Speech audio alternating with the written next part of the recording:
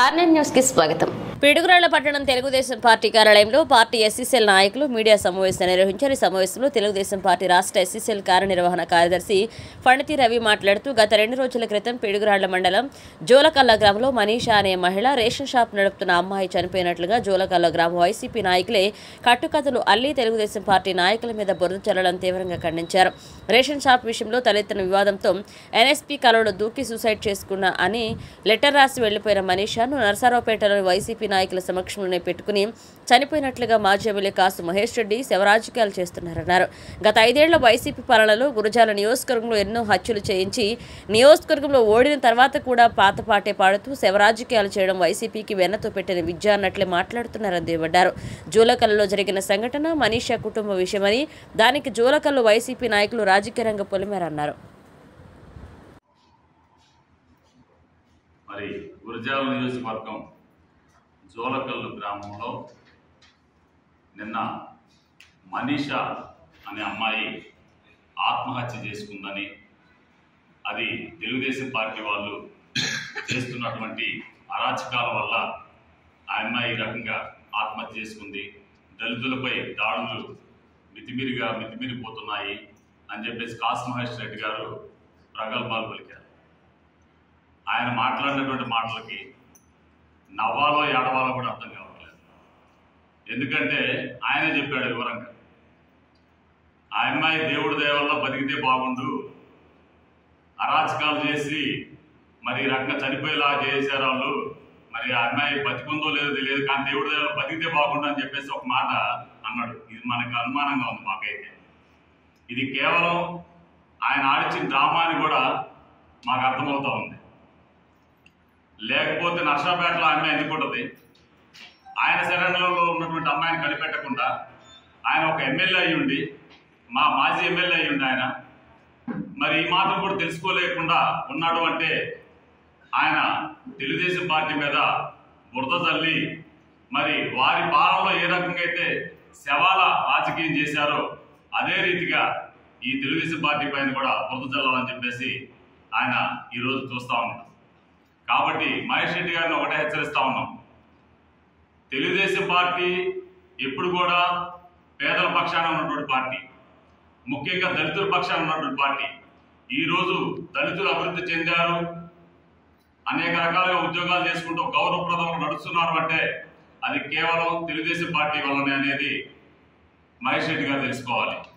శవరాజకీయాలు చేస్తూ వారి పాలన ఎలాగైతే వారి యొక్క అధినేత శవాల రాజకీయం ఎట్లా చేశాడో దానినే వీళ్ళు అనుసరించి ఈ రోజు కూడా ఈ పాలన కూడా వైసీపీ నిన్న జోలకల్ల గ్రామం ఎస్సీ కాలనీలో జరిగినటువంటి సంఘటన ఈ శవాల పునాదుల మీద నిర్మించుకున్నటువంటి వైఎస్ఆర్ పార్టీ శవరాజకీయాలు చేయాలనే ఉద్దేశంతో నిన్న జరిగినటువంటి సంఘటనని అది రాజకీయ సంఘటనగా చిత్రీకరించి మాపై బురద తల్లి మా పార్టీ మీద లేనిపోని అపండాలు వేసి వాళ్ళు పబ్బం గడుపుకోవాలని చూశారు.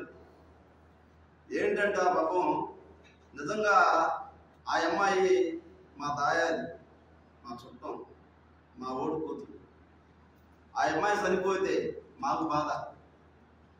వాస్తవానికి ఆ అమ్మాయిని అడ్డం పెట్టుకొని కంట్రోల్ బియ్యాన్ని అక్కడున్న లోకల్ లీడర్లు ఆ అమ్మాయి దగ్గర 70 క్వింటాల బియ్యాన్ని అమ్మించి ఆ అమ్మాయి డబ్బులు తీసుకొని మళ్ళీ గవర్నమెంట్ రికవరీ అడగదా?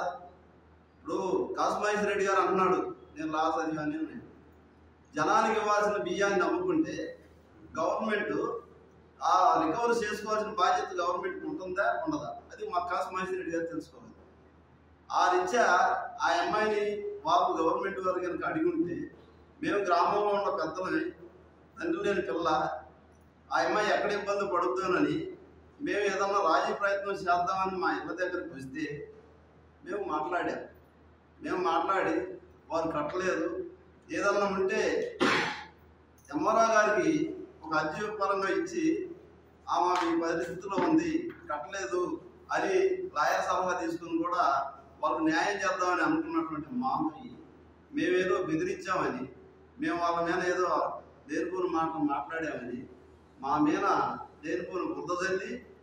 అట్లనే ఆ అమ్మాయి వాళ్ళ అమ్మ ఆమె నిజంగా చెవిటి ఆమె నిజంగా కూడా మనం ఏం చెబుతున్నాం. ఇక్కడ జరిగిన అన్యాయాలు ఘోరాలు పెట్టుకొని నువ్వు ఎట్లా అసలు నీకు ఎట్లా చెల్లుంది ఇక్కడ మొహలి ప్రజలించారు కదా తీర్పు. నీకు దుర్మార్గ ఫలాలు అందించడం చెప్పని పరిపాలన అందించడం చెప్పి నీకు ఇచ్చారు కదా ప్రజలు. నీ పార్టీగా ఇచ్చింది కదా రాష్ట్ర ప్రజలు కూడా. మళ్ళీ ఏదో చిన్న చిన్న ఆడపిల్లలు అడ్డపెట్టుకొని సిగ్గు శరవంలో అయితే ఆడపిల్లలు అడ్డపెట్టుకుని రాజకీయాలు చేయరు. గతంలో కూడా మీరు ఎంతమంది ఎస్సీ ఆడపిల్లలు ఎన్ని చేశారో ప్రజలందరూ తెలుసు. ఆయమ్మాయిని అట్లా పెట్టాలి. నీ ఇంటి పక్కన పెట్టుకొని నువ్వు అక్కడ ప్రశ్న పట్టించుకుంటా, ఆయమ్మాయి పోలీసులు ఇంటి పక్కన అనుకుంటా ఇదంతా నాటకం ఆడుకుంటారు. ఇదంతా తీరుస్తాము చూస్తాము కాబట్టి రానుగా ప్రియాలు ఏ మొహం పెట్టుకుని వస్తావు. ఒకటే మాట చెప్తున్నా రాజశేఖర రెడ్డి గారికి, నువ్వు నిజమైన చదువుకున్న వాడు అయితే నువ్వు లాయర్గా చదివావు. చేసే ముందు ఆలోచించుకొని పనులు చేయి. ప్రజలంతా గమనిస్తున్నారు. ప్రజలు తెలుసు మొత్తం ఏం చేసేది కూడా. నువ్వు చేసింది తెలుసు, చేయకపోయేది కూడా తెలుసు. చల్లదని ఆ రాజకీయాలు మానుకోండి. ఈ కుట్ర రాజకీయాలు ఎస్సీ ఎస్టీల మీద చేసే కుట్ర రాజకీయాలు మానుకోకపోతే రాబోయే రోజుల్లో కూడా మేము నువ్వు చేసిన మొత్తం కూడా తీసి ఇప్పటి వరకు కూడా మా నాయకుడు వెంకటేశ్వర శ్రీనివాసరావు గారు గురిజాలలో శాంతి సంప్రదింపు ద్వారానే సమస్య పరిష్కారంగా అయ్యే మార్గంలో చూస్తున్నాడు తప్ప నీలా ప్రాణాలు బలిగొనడం మనిషి కాదు. నీకున్న రాజకీయం అది, నీ జీవితం అది. ఆ జీవితాన్ని ఇక్కడ తీసుకొచ్చి ఈ గురిజాల వృద్ధాల వద్ద చూడొద్దు.